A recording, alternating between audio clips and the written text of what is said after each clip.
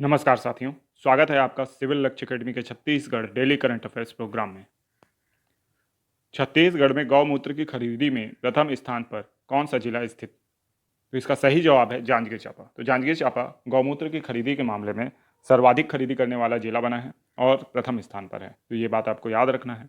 गौमूत्र की खरीदी भी गोधन न्याय योजना के तहत जो हमारे गौठान वगैरह बने हैं, जो वहाँ पे कंपोस्ट खाद की खरीदी हो रही है, यानी कंपोस्ट खाद बनाया जा रहा है गोबर से, उसी तरीके से गौमूत्र की खरीदी की जा रही है, जिसका रूरल इंडस्ट्रियल पार्क अर्थात हमारा गौठान जो है ना, जो हमारे स्वयं सहायता समूह हैं, उनके माध्यम से इसके विभिन्न औषधीय उत्पाद और जो कीटनाशक उत्पाद बनाए जा रहे हैं, ठीक है, जिससे कि किसानों को इसका लाभ प्राप्त हो सके। ठीक है, तो ये आपको याद रखना है।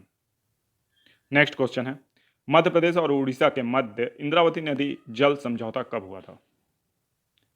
तो इसका सही जवाब है 1975। यह बात तब की है जब छत्तीसगढ़ राज्य का गठन नहीं हुआ था।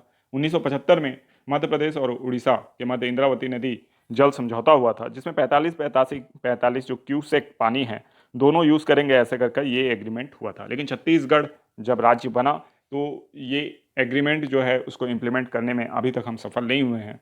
आज भी हम 45 क्यूसेक पानी का जो उपयोग नहीं कर पा रहे हैं। कारण ये है, जो बोध घाट परियोजना इंद्रावती नदी में बननी थी वो आज तक अधूरी है, मतलब उस पर काम नहीं हो पाया जिस तेज़ी से काम होना था। ठीक है, वो अभी भी अटकी पड़ी है। ठीक है, अब इस जो कह सकते हैं समझौते को पुनः रिवाइज करने की बात चल रही है कि इसको पुनः यानी किया जाएगा इस समझौते को, और जो इसकी शर्तें हैं उसे भी पुनः क्या किया जाएगा, निर्धारित किया जाएगा। तो इसको याद रखना है आपको, बहुत इंपॉर्टेंट है क्योंकि ये अभी अभी तथ्य सामने आया है।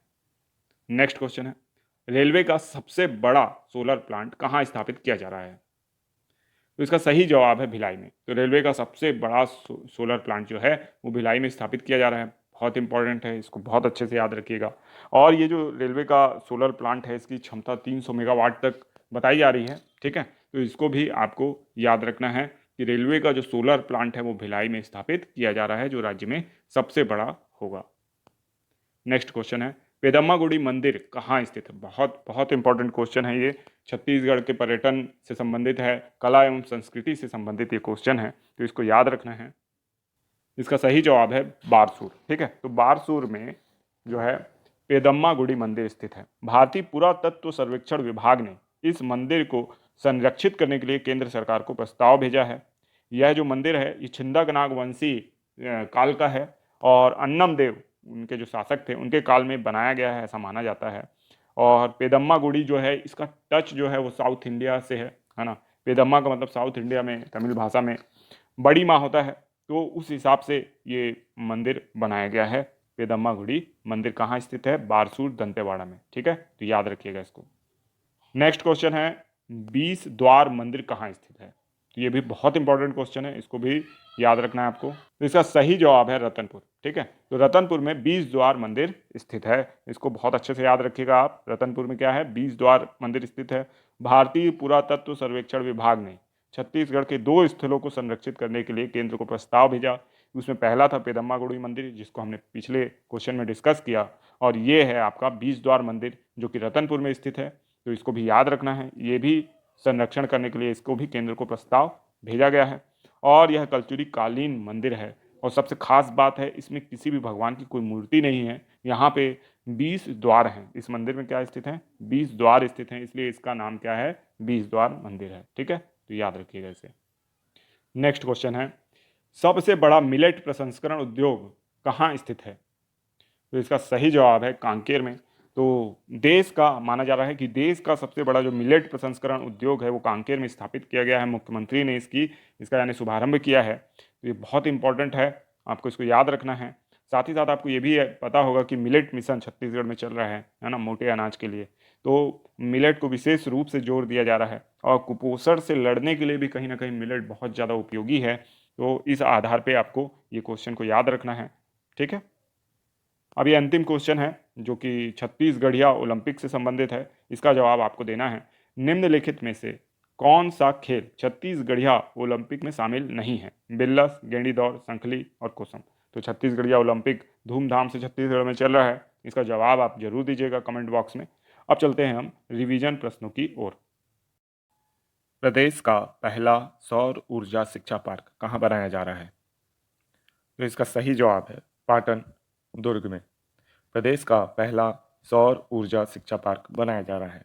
इसकी लागत 9.90 करोड़ रुपए है और यह 5.68 एकड़ में बन रहा है। ठीक है, यहाँ मनोरंजन के साथ साथ बच्चों को और बड़ों को भी सौर ऊर्जा से संबंधित ज्ञान की प्राप्ति होगी। ठीक है, तो इसको याद रखना है।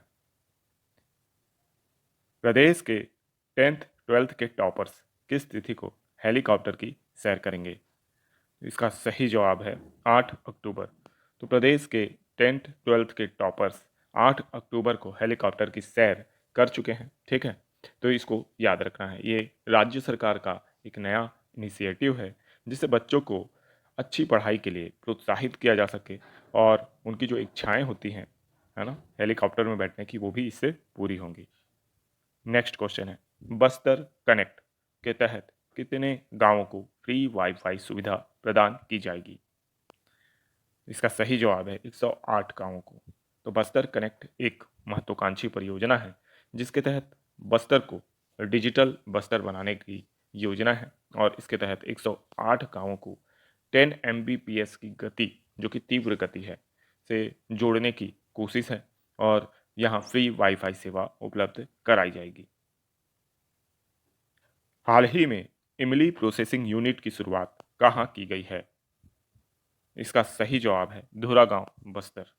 ठीक है, तो ऐसा अगर क्वेश्चन आए तो आपको पता है कि सर्वाधिक इमली जगदलपुर के पास ही होती है, तो निश्चित तौर पे बस्तर का ही कोई स्थान होगा जहाँ पे इमली प्रोसेसिंग यूनिट सक्सेसफुल रहेगी। ठीक है, तो धुरा गांव बस्तर में इमली प्रोसेसिंग यूनिट की शुरुआत की गई है। ठीक है, तो शुभारंभ इसका मुख्यमंत्री श्री भूपेश बघेल जी के द्वारा किया गया है। नेक्स्ट क्वेश्चन है, अगले वर्ष के लिए विश्व बैंक ने भारत की जीडीपी दर अनुमान को घटाकर कितना कर दिया है? इसका सही जवाब है 6.5%। तो विश्व बैंक ने भारत की जो जीडीपी विकास दर है उसके अनुमान को घटाकर अब 6.5% कर दिया है। कारण है यूक्रेन रसिया विवाद, तेल की बढ़ती कीमतें और अस्थिरता, अनसर्टेनिटी। ठीक है, इसके कारण जो विश्व बैंक ने बताया है कि भारत की जो विकास दर पहले मिलने वाली थी वो अब नहीं मिलेगी। कारण यह है कि निवेश भी प्रभावित हुआ है इससे। तेल की कीमतों के कारण जो उद्योग व्यापार हैं उनके प्रॉफिट पे नेगेटिव इम्पैक्ट आया है और जो आम जनजीवन है उसको भी इससे भारी क्षति पहुंची है। ठीक है, तो ये भी आपको याद रखना है। नोबेल शांति पुरस्कार 2022 किसे प्राप्त हुआ है? तो इसका सही जवाब है उपरोक्त सभी। एलिस बेलियास्के, जो कि बेलारूस के हैं, इनको नोबेल शांति पुरस्कार दिया गया है। वहाँ के लोकतांत्रिक समर्थक नेता हैं और बेलारूस में इस समय थोड़ा तानाशाही जैसी प्रकृति के शासक हैं। इसके अलावा दो अन्य संगठन हैं, Russian human rights organization memorial और Ukrainian human rights organization center. ठीक है, तो इन दोनों को ही क्या मिला है? नोबेल शांति पुरस्कार मिला है युद्ध काल में बेहतर यानी सुविधा प्रदान करने के लिए, ह्यूमन राइट्स की रक्षा के लिए। तो इन दोनों को ही नोबेल पुरस्कार मिला है। इस आधार पे उपरोक्त सभी इसका उत्तर होगा। नेक्स्ट क्वेश्चन है, साहित्य का नोबेल पुरस्कार 2022 किसे प्राप्त हुआ है? तो इसका सही जवाब है एनी एनाक्स। तो एनी एनाक्स को 2022 का साहित्य का नोबेल पुरस्कार प्रदान किया गया है। इन्होंने बहुत सी किताबें लिखी हैं जो कि ह्यूमन राइट्स और अच्छी बातों को बल देती हैं, इसलिए यह पुरस्कार इन्हें